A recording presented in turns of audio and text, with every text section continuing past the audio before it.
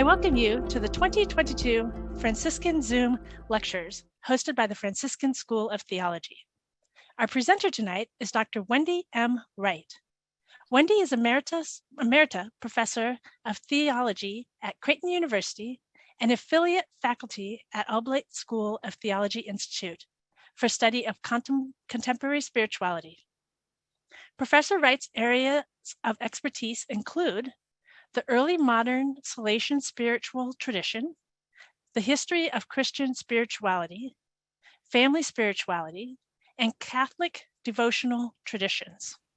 She is the author of 17 books, the most recent of which is the co-authored 19th century Salesian Pentecost in the Paulist Press Classics of Christian Spirituality series.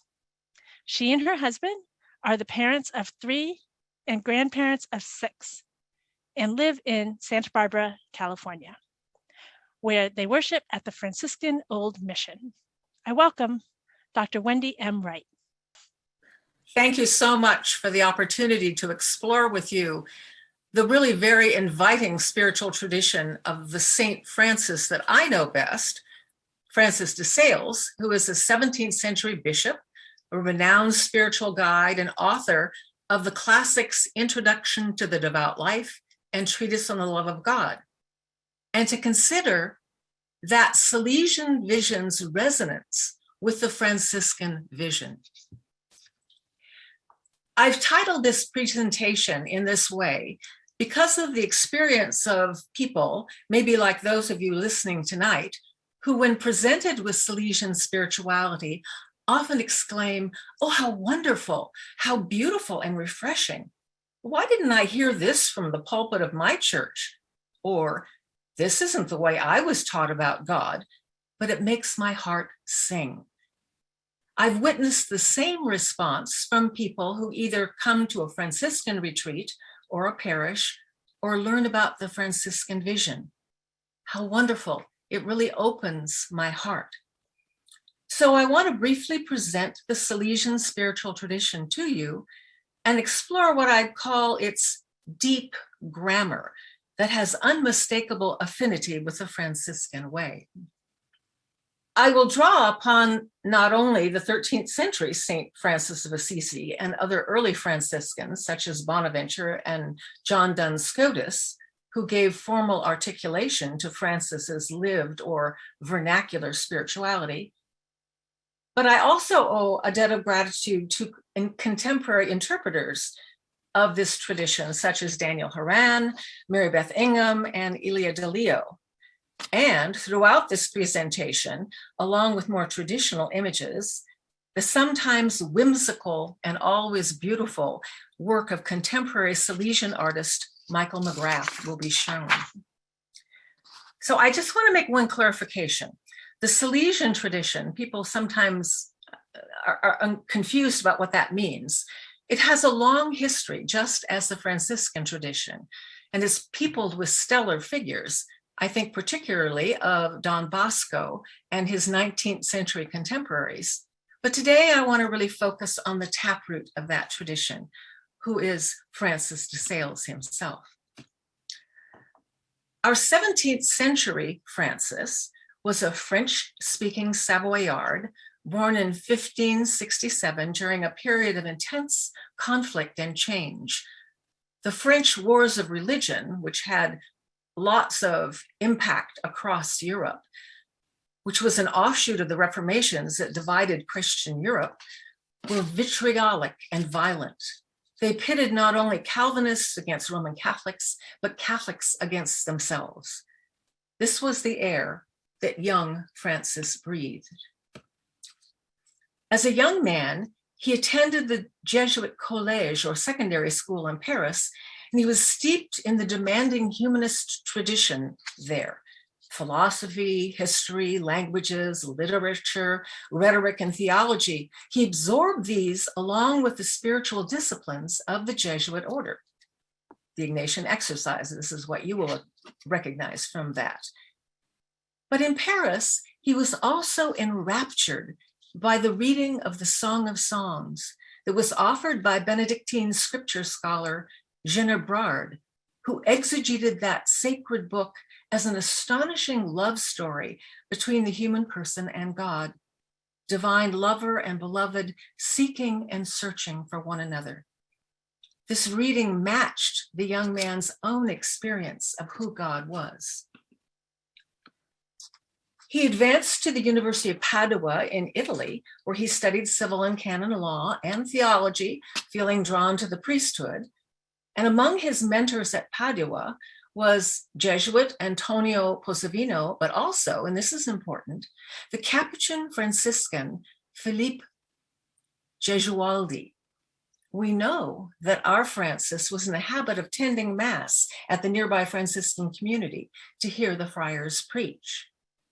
And I should add parenthetically, just to give you a little bit of context, it was common in that period, unlike today, for Franciscan theology to be taught in universities alongside the other two dominant theological traditions, the Augustinian and the Dominican. So Thomas Aquinas was not the only thing people learned. So Francis would have encountered Franciscan thought.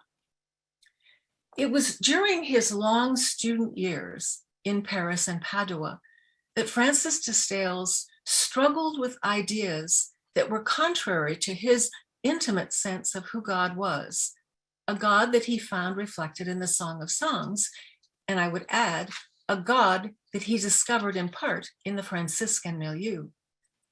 Ideas about predestination, human beings being destined by God either for heaven or hell, were in the air, and he was distraught as a young man, terrified that he would be forever separated from the God he so loved. His breakthrough came in two phases: an emotional spiritual breakthrough in Paris, where he prayed before an image of Our Lady of Deliverance, and he surrendered to loving to the best of his capacities, even if he didn't know what God intended. It's a kind of existential move. I don't know what God intends, but I'm going to go with this idea that God intends me to love to my greatest capacities. There was a theological resolution in Padua that affirmed a vision of a God of mercy who desires all persons to be saved, to be drawn back in love and union. And yet God, while offering sufficient grace for this return, leaves men and women free to respond or not to respond. Francis is known to have apologetically parted company with Augustine and Aquinas on their versions of predestination and embraced the theological formulation of a contemporary Jesuit, Luis de Molino, that aligned with his sense of God. But he also commented that Bonaventure was an authority to whom he could turn to confirm his choice. So after Padua, he was made assistant to the Bishop of Geneva, who resided in exile in the village of Annecy in the Alps.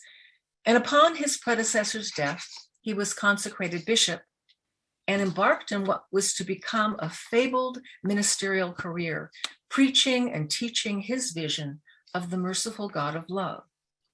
Now, clearly, before I actually embark on kind of pulling this apart, our Francis was steeped in many, many insights, not only the Franciscan.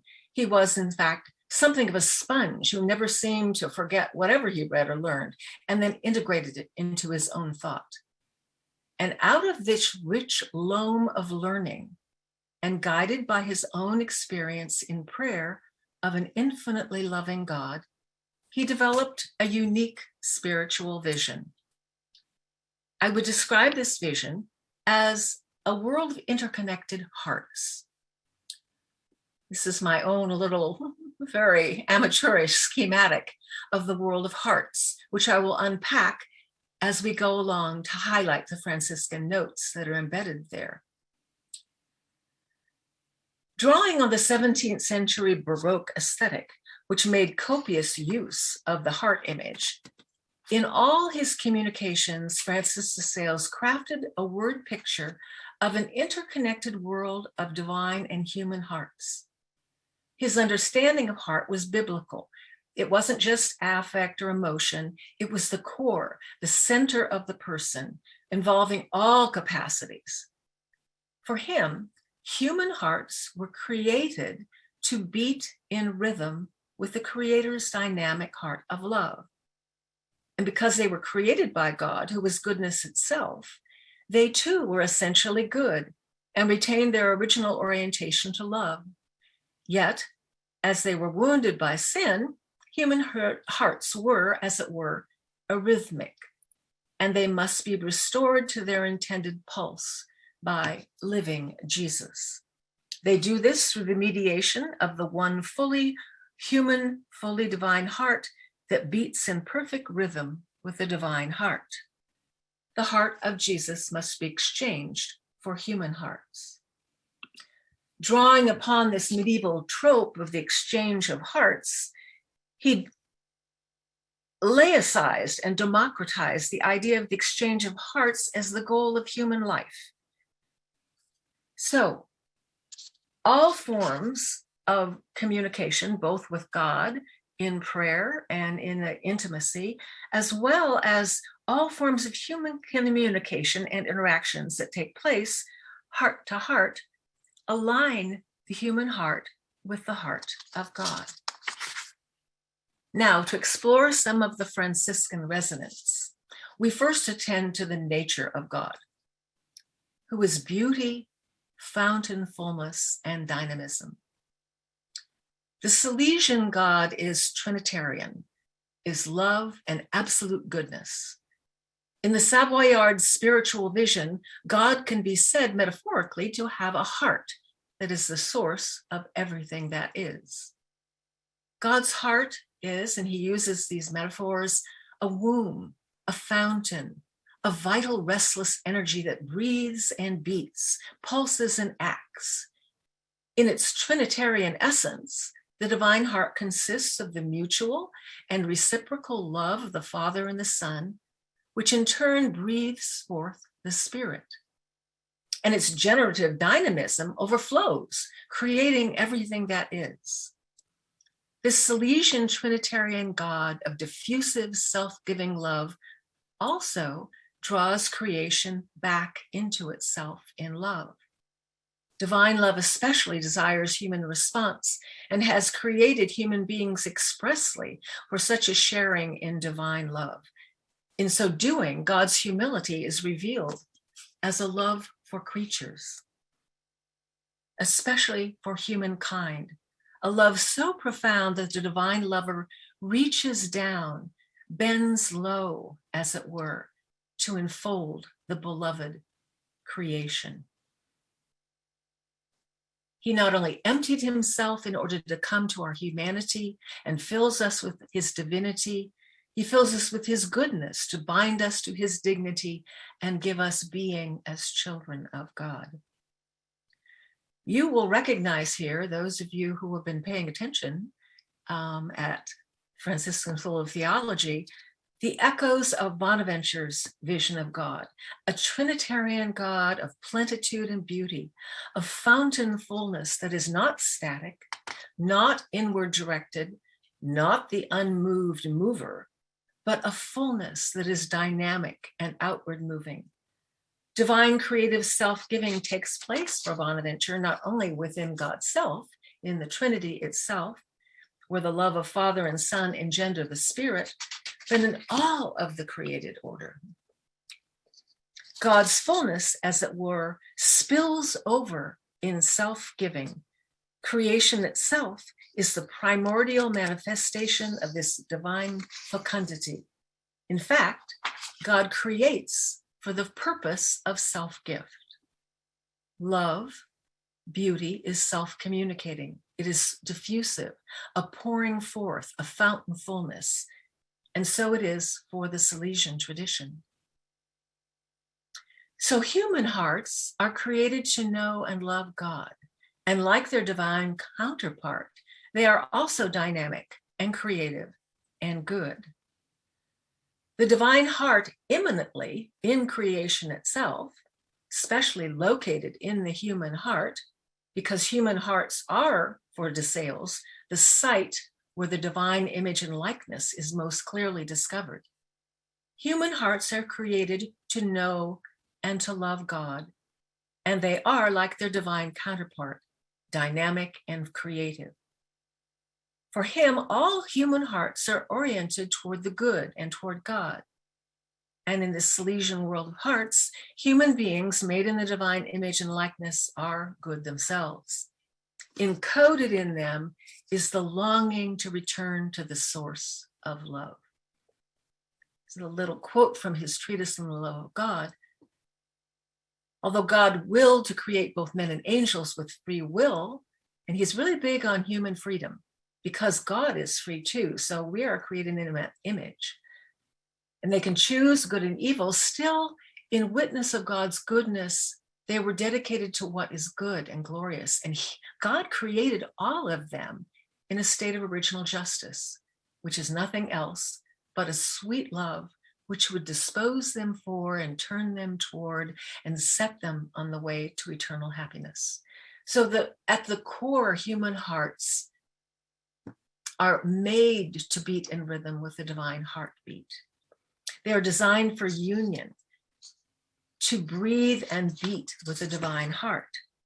This very optimistic view of human capacity is linked to a corresponding view of the gracious and beneficent desire of God, who is love itself, to be created and union with humankind. The human heart, it might be said, is made to beat in rhythm. God's eternal heart and the created heart of humankind are created for one another. And in one of his wonderful sayings, may God live in my heart, for that is what it is made for. But you will all know that clearly human hearts, for the most part, are arrhythmic. They breathe and beat to a rhythm of their own. They are not always at one with the heart of God, and they can be led astray. Desire can be ill-directed. The divine image is wounded or tarnished and must be healed and cleansed.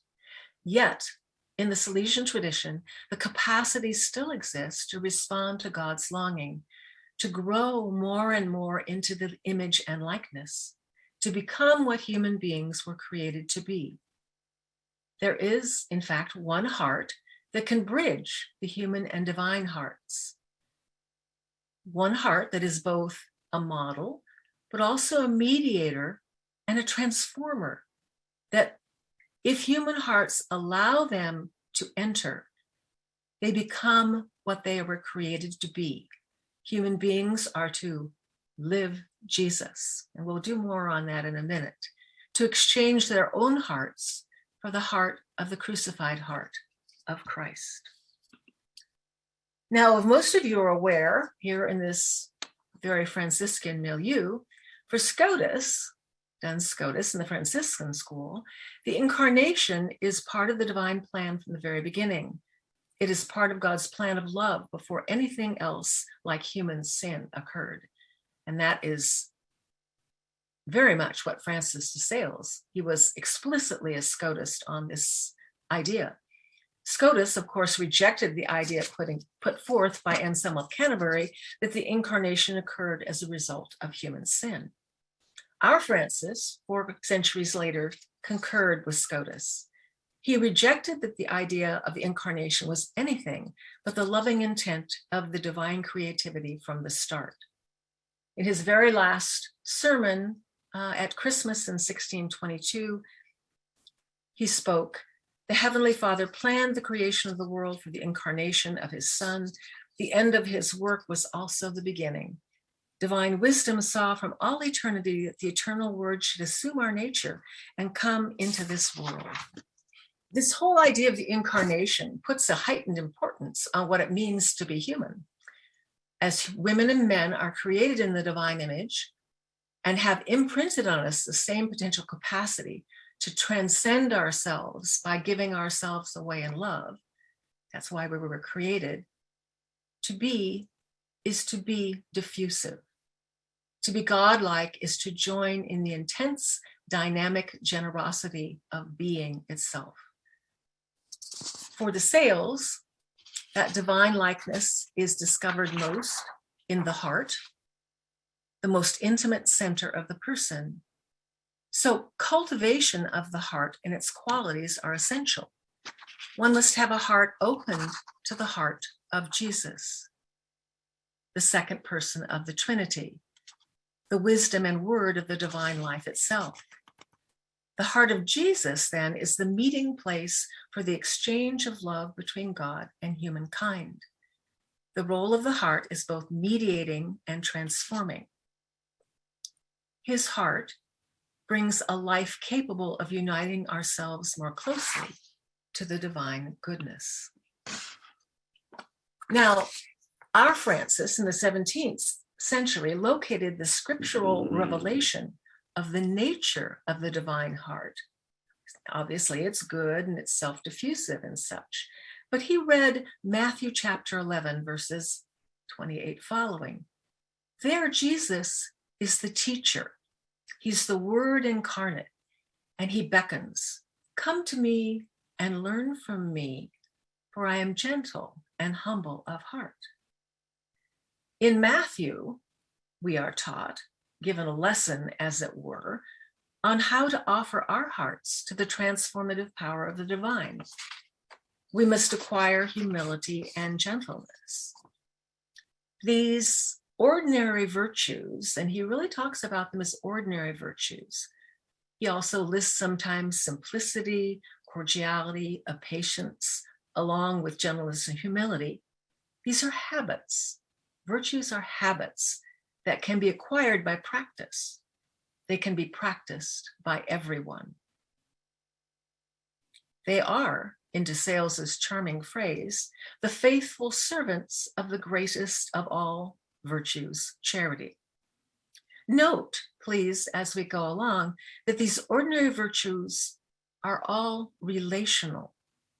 They're qualities of heart that are exercised in human communications and in relationships, as well as in relationship with God.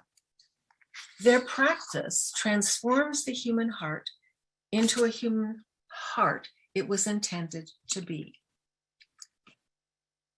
In the treatise on the love of God, our Savoyard author charts a progressive movement wherein Jesus is no longer portrayed as an exterior model. You know, you imitate Jesus, or you quote him, or you think about him theologically, but as having entered the human heart.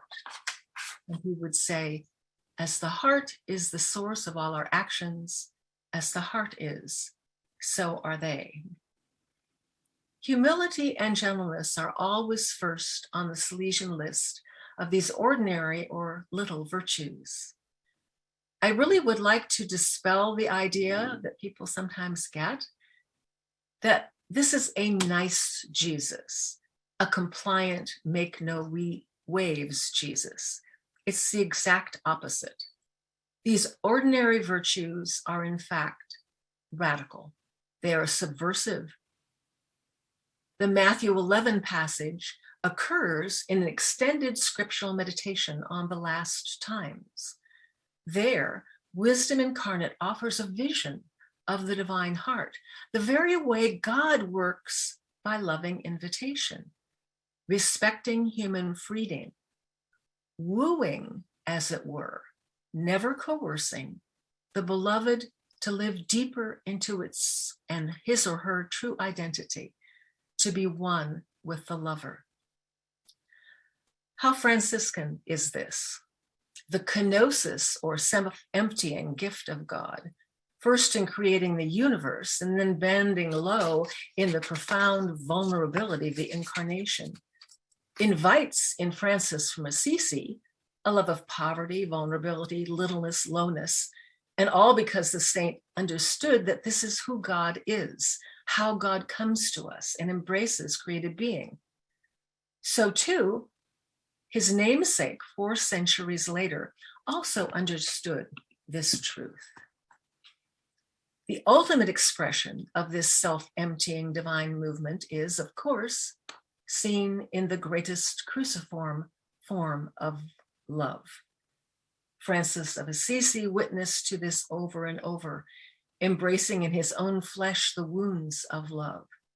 So too, Francis de Sales peered into the crucified heart of Jesus and saw their love incarnate, He saw not only the infinite gratuity of divine love, but the call to our hearts to be exchanged. For, as he says at the end of his great treatise on the love of God, Calvary is the Mount of Lovers. He has a sermon that he gave, and again, toward the end of his life, 1622, which has a wonderful reflection here that he died really of love out of human people, the dead of the ailment of his heart. That's why his heart was revealed, so that the thoughts of his heart might be made visible. Thoughts of love and a special loving kindness for us, his much beloved children and dear creatures, so that we might see his desire to give us his grace and his blessings, and to give us his own heart. One of the aphorisms, and Francis de Sales is famous for all these little quotable quotes, is be what you are and be that well. I suppose this could be taken a lot of different ways, but embedded in this aphorism is not only a very Franciscan belief that human beings are made by and for union with God, but the equally Franciscan insight that finds its articulation in Duns Scotus, that the isness of a thing or a person, the quality that makes him or her or it what it is, its essence is focal. The Scotus term, hexeity, which refers to a person's or object's thisness, the difference that individualizes between a universal concept like a person or an actual person, John. This is really primary, the isness of things. This is what God intends and creates, radical specificity. I think this idea of thisness has really interesting pastoral implications for Francis de Sales. For him, being drawn back into the divine embrace is shaped by the thisness of oneself. So being a true lover of God, as it often was thought in that period of time, was not dependent on embracing a monastic life, something the larger tradition tended to assume. On the one hand, loving God in return was shaped by one's state in life. It was different for a housewife to practice devotion than for a government official or an enclosed contemplative nun. Not only does one's societal role or work add to the particularity, but one's specific personality or gifts and talents. And while all are called to intimacy with God, in the 20th century, it became articulated in the Vatican Council as the universal call to holiness, and Francis de Sales is really quoted a lot in the Vatican documents. Not everyone is called in the same way. At the same time, this idea of thisness confirmed for Francis de Sales that diversity is the divine intent. A garden, he would say, is made of a vast variety of flowers, each with its own unique beauty. They share, and their sharing is grounded not in uniformity, but in diversity. Their order is not military. It's in this vast created order, what he called the universe. And he had a wonderful quote in his treatise on the love of God. God, like a printer, has given existence to all the different creatures which have been, are, or shall be. All these together are called the universe, as if one were to say universe, that is unique and diverse, unique along with diversity and diverse along with unity. The unity, of course, is not uniformity. It's this sense that we are all creatures of God, and each in our own diverse way, personally and in our situations, called very differently. Francis de Sales knew too that we return to God together. For him, human relationships were central to the returning of love. He is one of the spiritual tradition's great theorists and practitioners of spiritual friendship, which he described as the bond of perfection. And he and widowed Baroness Jane de Chantal, with whom he eventually founded a women's religious congregation, shared one of the fabled friendships in the church's history. In true spiritual friendship, hearts beating in rhythm with the divine heart are further aligned in love as they communicate and share with others whose own hearts are seeking the divine lover. We learn to love by loving, by gently, humbly, respectful of difference, yet united in our different, deeper union with God. So friendship is an important part, especially spiritual friendship, and he distinguishes between different kinds of friendships. But it's not only in friendship, but all forms of communication, preaching, teaching, spiritual guidance, writing. He was an amazing letter writer. Any interaction with another person must be carried out with the same spirit of gentleness and humility, for heart speaks to heart.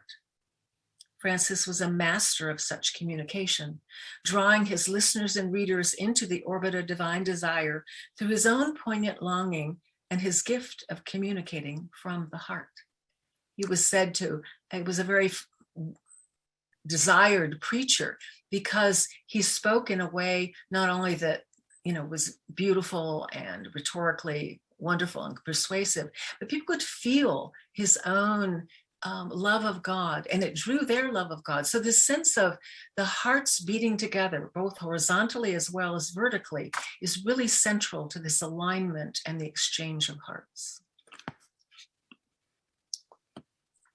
Finally, as I look to the saint from Assisi, I'm struck with the witness of what I call his enacted theology, his embodiment of humility, of the God who bends low to meet humanity, in the vulnerability of a naked infant, in the self-gift of a cross-hung man, in Francis of Assisi's gestures, his appearance, his establishment of community of lesser brothers, in the religious theater of the crib at Greccio, in his receiving the stigmata.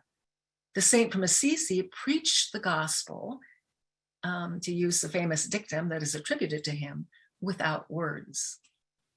And so too, in quite a different but distinctive fashion, our much later saint from Savoy witnessed to his vision of who God is and who human beings are intended to be together. In this case, Francis de Sales turned to the first chapter of the Gospel of Luke and discovered in the mystery of the visitation of Holy Mary to her cousin Elizabeth a summation of the entire gospel. In that chapter, a young woman, as you well know, named Mary from a remote village in Galilee, receives a startling visitor. An angelic messenger surprises her while she is alone and announces the impossible. She's told that she will bear a child conceived of the Spirit of God. Bishop de Sales chose to describe this moment of the Annunciation as a visit which he described as and imagined as God's kiss to humankind. Humanity in the person of Mary is lovingly encountered and kissed. Love's created action begins. Francis de Sales also understood that this unique visit not only pointed to a theologically significant event, he knew that this story reveals the manner in which God habitually relates to the created order. It is, Francis asserted, in the nature of divinity to visit. God is love, not in the sense of mere sentiment or affectivity, but as the power that creates, sustains, and redeems. God comes to be with us in the manner of a lover who seeks the beloved. God's kiss, accepted and as it were returned, creates something absolutely new. God is now implanted among us. The encounter of the divine and the human, which took place in this event, was not static, something awesome to be reverently remembered. It was dynamic, it changed things. And just as the girl was visited, she herself is moved to visit. And this is my favorite Mickey McGrath picture of the Visitation. It's from made for a community in the Visitation in North Minneapolis. The Lucan narrative has the newly pregnant Mary head to the hill country to pay a visit to her older cousin Elizabeth, who was barren and then finds herself pregnant. This visit is very, very ordinary. Two mothers-to-be sharing their joy, giving each other aid. What could be more commonplace? But as the Salesian reading of the text reveals, this visitation has a hidden meaning. Mary recapitulates the action of God's messenger. She visits as well. Not merely an expected familial response. This visit, like the first, is profoundly transformative.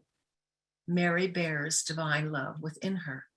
And when the two women meet, the child in Elizabeth's womb leaps. Elizabeth is enlivened, touched by the visit, and she too is changed. Love, again, is not static, but active. It's communicative and relational, dynamic. The dynamism of divine love does not rest in the one who has been kissed, but it's passed on. Love prompts, transforms, enlivens, and moves to action. And this happens in all the ordinary ways that people communicate: in friendship, in family, in community, in teaching, preaching, spiritual guidance, letter writing, helping, healing, caring. All human interactions are potentially opportunities for the dynamic movement of gentle and humble love to stir. As suggested, with his spiritual friend, Jane de Chantal, Bishop de Sales founded a women's community in 1610. They named it the Visitation of Holy Mary. On the surface, it was to be a community for women who were deep lovers of God, who were not the typical entrants into the austere Reformed communities of the day, like the Discalced Carmelites. They were widows, women of frail health or advanced age, women with physical limitations that would disqualify them from other communities. More importantly, they were to be a radical witness to what the Salesian tradition envisions as God's intent for humanity. They were to live Jesus, to enact and embody the gentleness, humility, cordiality, simplicity, and patience revealed to them in Matthew 11. They were to do this with one another and with all with whom they came in contact. This was, in fact, consciously a profoundly countercultural witness in a violent and conflicted era, torn by warfare, hatred, and division. The Visitation Sisters were to be, as one scholar has put it, an oasis of gentleness in a sea of militancy. They were to witness to the subversive mystery of divine love and play out in community really an eschatological vision of God's intent for humankind.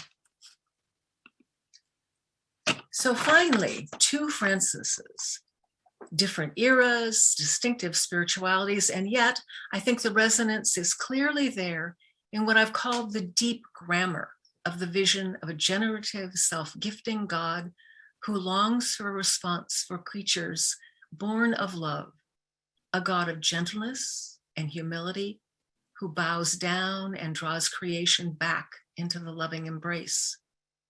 A God who reveals the divine nature in Jesus, the second person of the Trinity, and teaches men and women what they were created for and how they were created to be individually and together, and invites all to a profound transformation and a radical witness to the audacity of what God desires for us. So the response that I mentioned at the beginning of this little talk of people saying, oh, why didn't I know about this? This opens my heart. Why didn't they tell us about this from the pulpit? And I'd say it is certainly there in the tradition. It's certainly there in Francis de Sales, and it has deep resonance with Francis of Assisi. It's their shared joy. Thank you. Thank you, Dr. Wright, for your lecture. I think Francis DeSales and the FST faculty would have an amazing dialogue around the dynamic, moving, and radical heart of God. It was a very pressing lecture. Thank you so very much. This opportunity is brought to you by the Franciscan School of Theology Development Department. Let us give Wendy a round of applause.